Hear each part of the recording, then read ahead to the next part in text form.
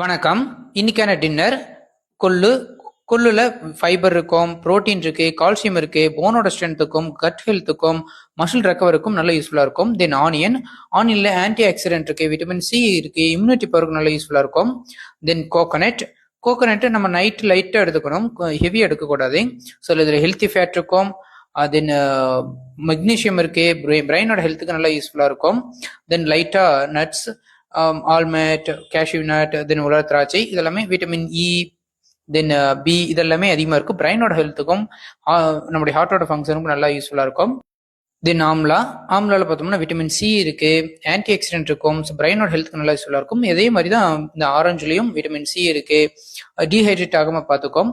தென் ஆப்பிள்லையுமே vitamin C இருக்கு, fibre content இருக்கும், தென் healthy fat இருக்கும், நேச்சுரல் சுகர் இருக்கும், எனர்ஜெட்டிக்காக வச்சுக்கோம். யூஸ்வலாக நம்ம கொள்ளும் இந்த ஃப்ரூட்ஸும் ஒன்றா சாப்பிட்டோம்னா சில பேருக்கு வந்து டைஜஸ்ட் ஆகாது. ஸோ இப்போ நான் வந்து ரெகுலராக ஒர்க் அவுட் பண்ணுறதுனால எனக்கு டக்குனு எந்த தொந்தரவு கொடுக்கறது இல்லை. ஸோ நீங்கள் பாருங்கள், நீங்கள் சாப்பிட்டு பாருங்கள், உங்களுக்கு கரெக்டாக இருந்துச்சுன்னா ரெண்டு ஒன்றா சாப்பிட்லாம். மற்றபடி உங்களுக்கு ஏதாவது தொந்தரவு வர மாதிரி இருந்துச்சுன்னா கொள்ளு நீங்கள் அவாய்ட் பண்ணிடலாம். நைட் வந்து ஃப்ரூட்ஸோட சாப்பிட்றது. ஸோ ஃப்ரூட்ஸ் தனியாக, கொள்ளு தனியாக சாப்பிடணும். உங்களுக்கு எந்த தொந்தரவு வரலைன்னா நீங்கள் ஒன்றா சாப்பிட்டுக்கலாம். தேங்க்யூ. ட்ரை பண்ணி